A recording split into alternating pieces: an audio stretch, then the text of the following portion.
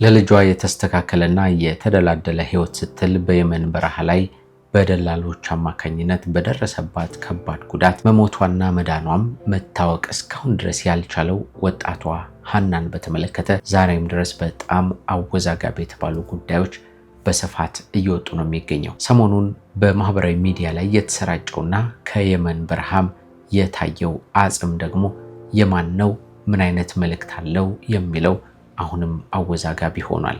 ይሄ ብቻ አይደለም። ልክ እንደ ሀና ሁሉ መሞታቸውም መዳናቸውም ሳይታወቅ ለቤተሰቦቻቸው ግን እንደሞቱ ተደርጎ የተነገረባቸው በጣም በርካታ ኢትዮጵያውያን እስከ ስም ዝርዝራቸው እነማን እንደሆኑ ፎቶግራፋቸውም ጭምር ተሰራጭቷል። እነዚህ ልጆች እነማን ናቸው? ምንድን ነበር ያጋጠማቸው? ከቤተሰብስ ጋር ያለው ከባድ ነገር ምን ይመስላል የሚለውን እንመለከታለን። እንደምን ቆያችሁልን የተወደዳችሁና የተከበራችሁ የጎራ ስቱዲዮ ቤተሰቦቻችን። ቻናላችን እንደምታውቁት ወቅታዊ፣ ማህበራዊ፣ አዝናኝና አስተማሪ ሆኑ ልዩ ልዩ ታሪኮችን ነው እየዳሰሰ የሚያቀርብላችሁ። ዛሬም እነዚህን አወዛጋቢ ክስተቶች አንስተን እንማርባቸው ዘንድ እንነጋገርባቸዋለን ማለት ነው። ቻናሉን ድንገት ሰብስክራይብ ሳታደርጉ የምታዩን ካላችሁ ሰብስክራይብ አድርጉን። ሀሳብ አስተያየታችሁን ኮሜንት ላይ ጻፉልን። ቪዲዮንም ላይክ ማድረግ አይከፋም፣ ላይክ አድርጉን። ስለዚህ ጌታቸው በላይ የዛሬዎቹን መሰናዶዎች እንደተለመደው ወደ እናንተ አደርሳችኋለሁ። ወደ መሰናዶው እንለፍ።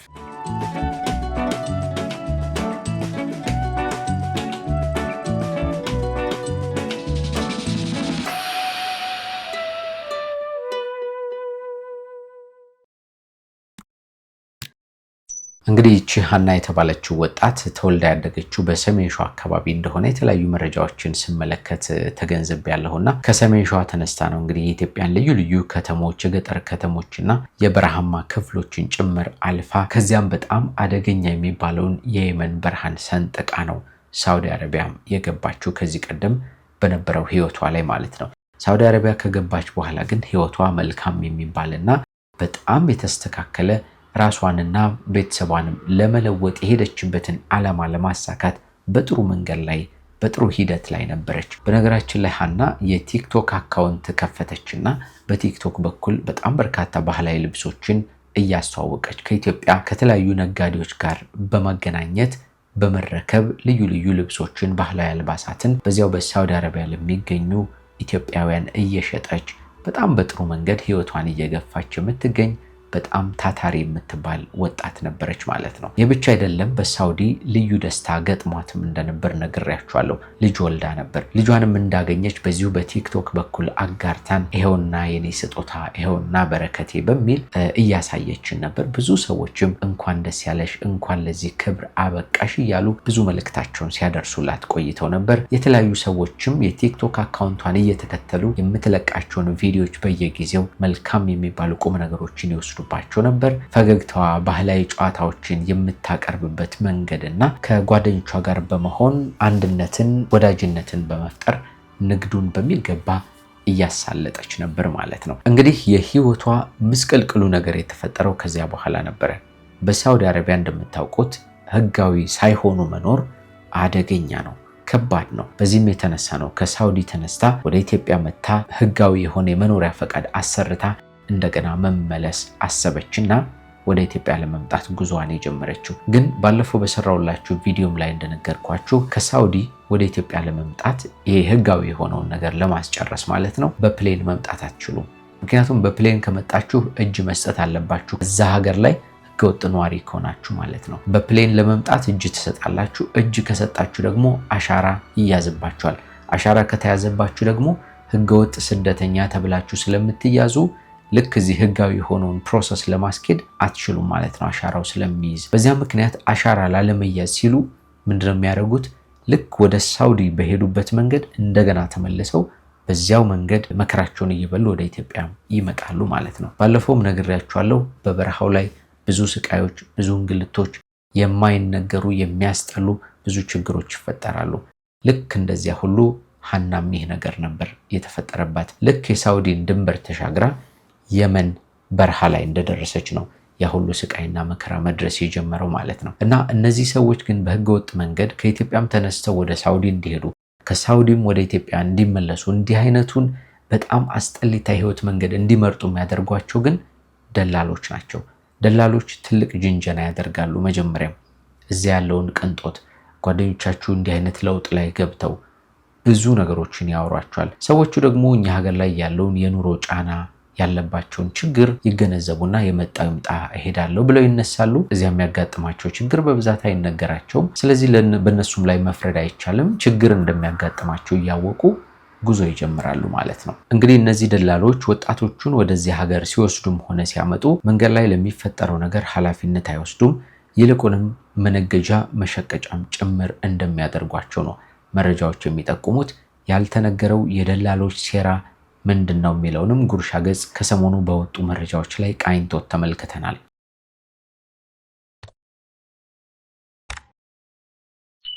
እነዚህ ደላሎች እዚያ በረሃ ላይ ወገኖቻችንን ከወሰዷቸው በኋላ ምን አይነት ስቃዮች እንዲደርሱባቸው እንደሚያደርጉ በስፍራው ተመለከትን ያሉ በርካታ የአይን እማኞች ለጉርሻ ገጽ እንደተናገሩ በመረጃ ነግሮናል። የአይን እማኞቹ እንደሚሉት ከሆነ እነዚህ ሰዎች ለአንድም ሰው ሕይወት እንኳን አይጨነቁም። ይልቁንም እነሱ ሐሳባቸው ለጫት መቃሚያቸውና ለገንዘባቸው ብቻ እንጂ ለአንድ ሰው እንኳን ሕይወት ሲራሩ አንመለከትም በማለት ሐሳባቸውን ይናገራሉ። በየመን በኩል አድርገው ወደ ሳውዲ አረቢያ ድንበር ለመሻገር የሚሞክሩ ኢትዮጵያውያን ስደተኞች በደላሎች አማካኝነት ሊገለጽ የማይችል ከፍተኛ ሰብአዊ እንግልት፣ አካላዊ ጥቃትና የሕይወት መጥፋት አደጋ እየደረሰባቸው እንደሚገኝ ነው አዳዲስ የወጡት መረጃዎች የሚያመላክቱት ይለናል ይኸው የጉርሻ ገጽ ሐሳብ ማለት ነው። ስማቸው እንዳይጠቀስ የፈለጉ የአይን እማኞችም ለገጻችን እንደገለጹት ሲልም ሲቀጥል ደላሎቹ መንገዱን አስተማማኝ በማለት ስደተኞችን ቢያባብሏቸውም በተግባር ግን መንገዱ በሰው አጽምናም ትኩስ አስከሬኖች የተሞላ ነው ይላል። እንግዲህ እነዚህ ደላሎች ወገኖቻችንን በዚያ በረሃ ላይ ከወሰዱ በኋላ ከሚያደርጓቸውና ከሚጨክኑባቸው ጭካኔዎች መካከል በተለያዩ መንገዶች ላይ ጥቃት የሚፈጽሙ አካላት ይመጣሉ። እንግዲህ እዚህ ሀገር ላይ የሚኖሩ ጥይት የታጠቁ ፖሊሶች ሊሆኑ ይችላሉ፣ አሸባሪዎች ሊሆኑ ይችላሉ፣ ሌሎች ገንዘብ የሚፈልጉ ህገወጥ ነዋሪዎች ሊሆኑ ይችላሉ። እንደዚህ አይነት ጥቃት የሚፈጽሙ ሰዎች በመጡ ቁጥር ስደተኞችን ከፊት ነው የሚያስቀድሟቸው። ያ ማለት ራሳቸውን ለመከላከል እነዚህን ሰዎች ከፊት ያደርጉና የጥይት ራት ያደርጓቸዋል። የሌላ ከባድ የሚባል ሰቆቃ እንዲጋፈጡም ጭምር ያደርጓቸዋል ማለት ነው። ይህ አንደኛው ከባድ ስቃይ የሚያደርሱበት ሂደት ነው ማለት ነው። ሌላው በተጓዦች ላይ የሚደርሰው አደገኛው ነገር ደግሞ በጣም በርካታ የሆኑ ሴቶችም ይሁኑ ወንዶችም ስደተኞችን አንድ ላይ እንዲታጎሩ ያደርጓቸዋል። ለምሳሌ በመኪና ላይ ሊሆን ይችላል፣ በማደሪያ ቦታቸው ሊሆን ይችላል፣ በጀልባ ሊሆን ይችላል፣ ሌሎችም አይነት ቦታዎች ላይ ያ ሁሉ ስደተኛ አንድ ላይ እንዲታጎር ይደረግና ሌላ መዘዝ ይዞ ይመጣል። ምን ይዞ ይመጣል? ሴቶቹ እንዲደፈሩ ያደርጋቸዋል። ምክንያቱም ከወንድ ጋር ነው አብረው የሚጨመቁት በእንደዚህ አይነት መንገድ። ስለዚህ አስገድዶ መድፈር በስፋት ይደረጋል ማለት ነው። በሴቶች ብቻ አይደለም ይህ ነገር ባይሰወይ። እንደምታውቁት ከቅርብ ጊዜ ወዲህ በወንድ ላይም የሚደርሱ በጣም በርካታ የመደፈር አደጋዎች አሉና እዚያም ቦታ ላይ ይሄ ክስተት የሚያጋጥም ነው ማለት ነው። ሌላው ግን በአንድ ላይ በታጎሩ ቁጥር ወንዶች ላይ ከፍተኛ የሚባል ድብደባ እንዲደርስ ይደረግባቸዋል ማለት ነውና ይሄኛው ሌላው በስደተኞች ላይ የሚደርሰው ሰቆቃ ነው። ሌላው ግን በጣም የገረመኝና የደነቀኝ እንዲሁም ያሳዘነኝ ነገር ምንድነው? በዚህ መረጃ ላይ ስመለከት እነዚህ ደላሎች ይዘዋቸው ከሚሄዱ ሰዎች መካከል እናቶች፣ ትልልቅ ሰዎችና ህፃናትም ጭምር ይገኙበታል። ወጣቶች ብቻ አይደሉም ማለት ነው ስደት የሚሄዱት። እንደምታውቁት ከ18 ዓመት በታች የሆኑ ህፃናት በጣም በስፋት ነው ወደ ስደት የሚሄዱት በዚህ በረሃ በኩል ማለት ነው። ከዚያ ውጭ እድሜያቸው ደግሞ ከ45 እና ከዚያ በላይ ዓመት የሆኑ ትልልቅ እናቶችም ይሁኑ አባቶች ልጆቻቸውን ትተው ቤተሰቦቻቸውን ለማስተዳደር ሲሉ ህይወታቸውን የተስተካከለ ለማድረግ በአዲስ ተስፋ በእነዚህ ደላሎች ጅንጀናም ጭምር ታክሎበት ያንን ጉዞ ያደርጋሉና እነዚህ ሰዎች ታዲያ በአቅም ማነስ ምክንያት ህፃናቶቹ እድሜያቸው ስላልደረሰ ትልልቆቹ ደግሞ እናቶች አባቶች ስለሆኑ አቅማቸው ስለሚደክም በደከሙ ቁጥር ረሃብ በመጣ ቁጥር ጥም በመጣ ቁጥር ያንን በረሃ ለመቋቋም ሳይችሉ በቀሩ ቁጥር ጥለዋቸው ነው የሚሄዱት። ማንም ሊያግዛቸው ሊረዳቸው የሚፈልግ ሰው የለም። እነዚያ ደላሎችም በረሃ ላይ ካልቻሉ አልቻሉም ብለው ጥለዋቸው ይሄዳሉ ማለት ነውና በዚህም ምክንያት በጣም በርካታ ህፃናትና ትልልቅ ሰዎች እናቶችና አባቶች ህይወታቸውን ያጣሉ ማለት ነው በእንዲህ አይነት መንገድ። ይሄም ሌላው የሚደርስባቸው ትልቅ የሚባል ሰቆቃ ነው።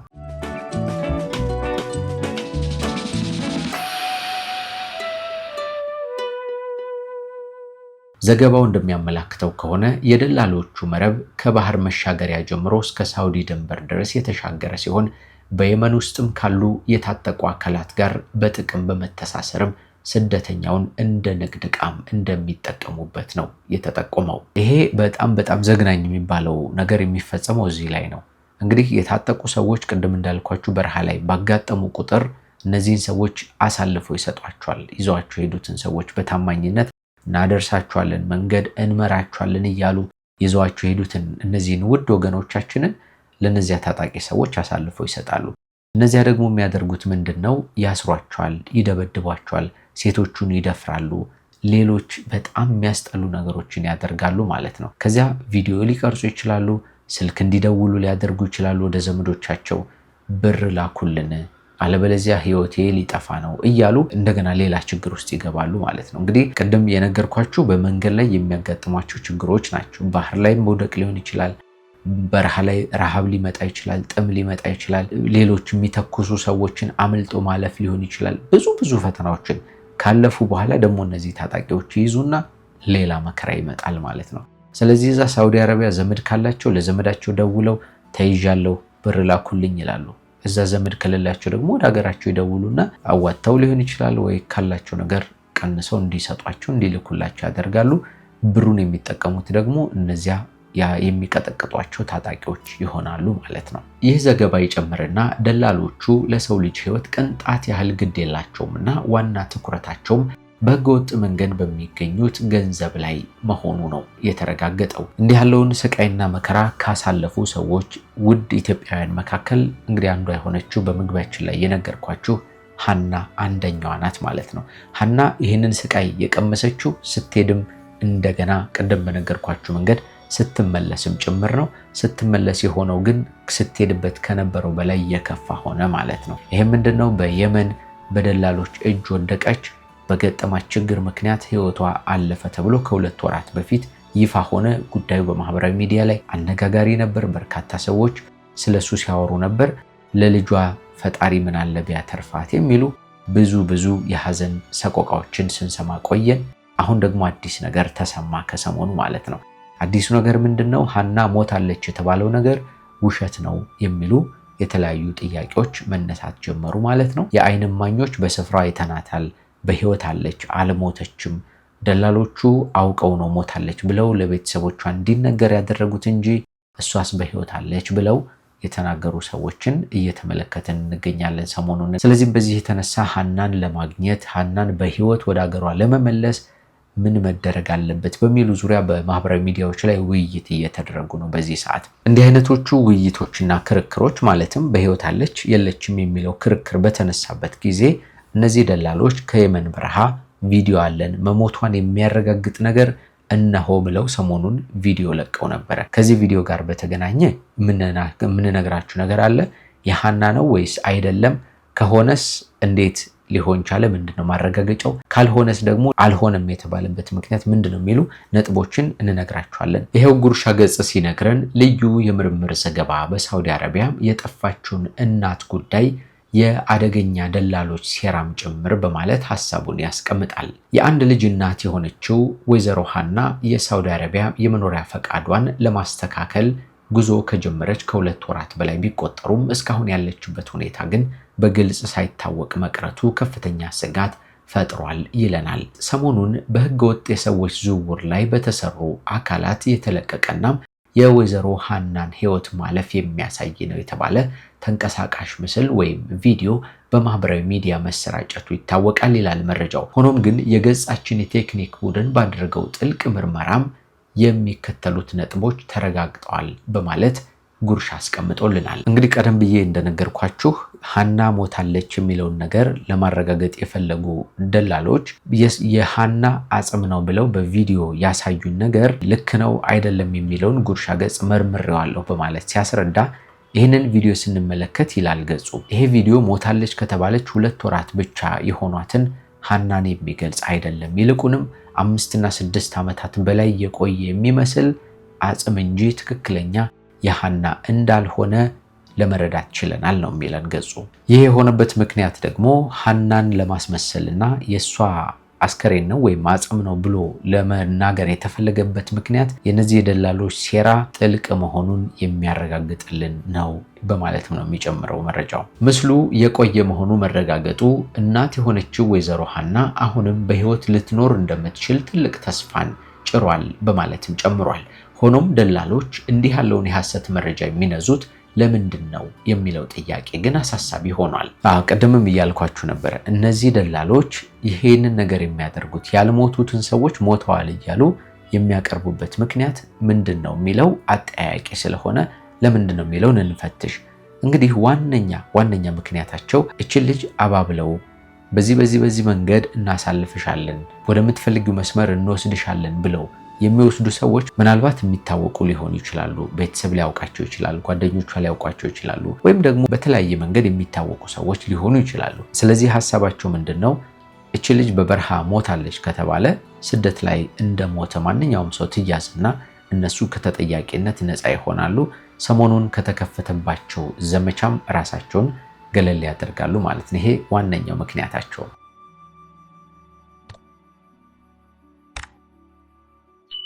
ሌላው ደግሞ እንዲህ አይነቶቹ ምስሎች መውጣታቸው የሃና ሞት ተረጋገጠ ተብሎ መነገሩ ቤተሰቦቻቸው የሷን ፍለጋ እንዲያቆሙ ተስፋ ቆርጠው ሐዘናቸውን ዋጥ አድርገው ሁልጊዜ እያለቀሱ እንዲቀመጡ ደግሞ ያደርጋቸውና በህግ እንዳይጠይቁ ለሚመለከተው አካል እንዳያመለክቱ ያደርጋል ማለት ነው። ሌላው ደግሞ ህዝብ እንዳይጮህም ነው። እንዳልኳችሁ ማህበራዊ ሚዲያው ተጥለቅልቋል በዚህ ልጅ ጉዳይ ማለት ነው። ስለዚህ ሞታለች ከተባለ በቃ ሞታለች ተብሎ ዝም እንዲደረግ ይሆናል።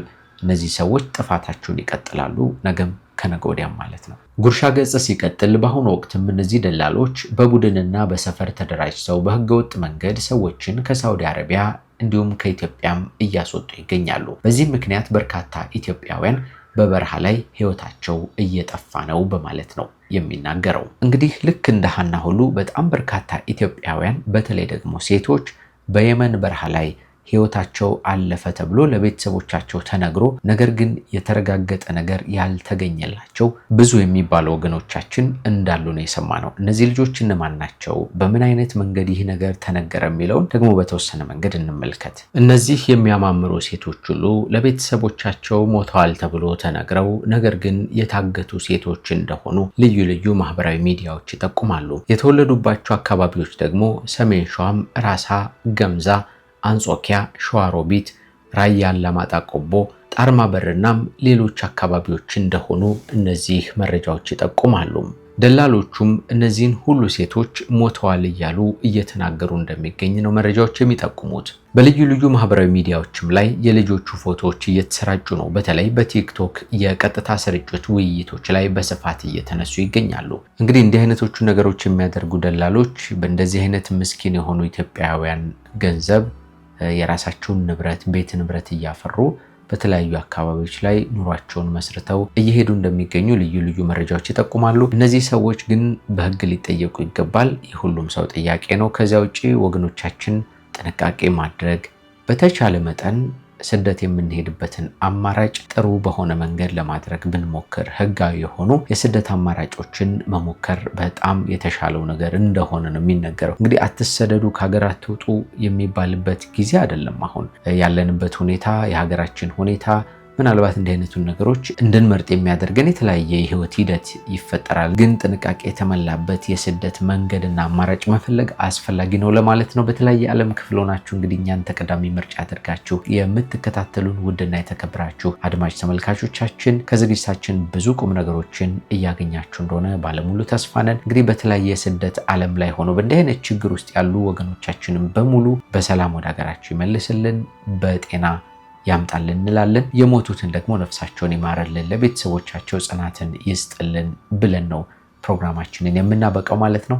ወቅታዊና ማህበራዊ እንዲሁም አዝናኝና አስተማሪ የሆኑ ልዩ ልዩ ታሪኮች ናቸው እየተዳሰሱ በዚህ ቻናላችን ላይ የሚቀርቡት። ቻናላችንን ሰብስክራይብ አድርጉ። ሀሳብ አስተያየታችሁን ደግሞ በኮሜንት ላይ ሁሌም ጻፉልን። ቪዲዮአችንንም ላይክ አድርጉ። ጌታቸው በላይ አብሬያችሁ ቆይታ አድርጌያለሁ። በሚቀጥለው በሌሎች ፕሮግራሞች እንገናኛለን። እስከዚያ ሰላም ቆዩልን።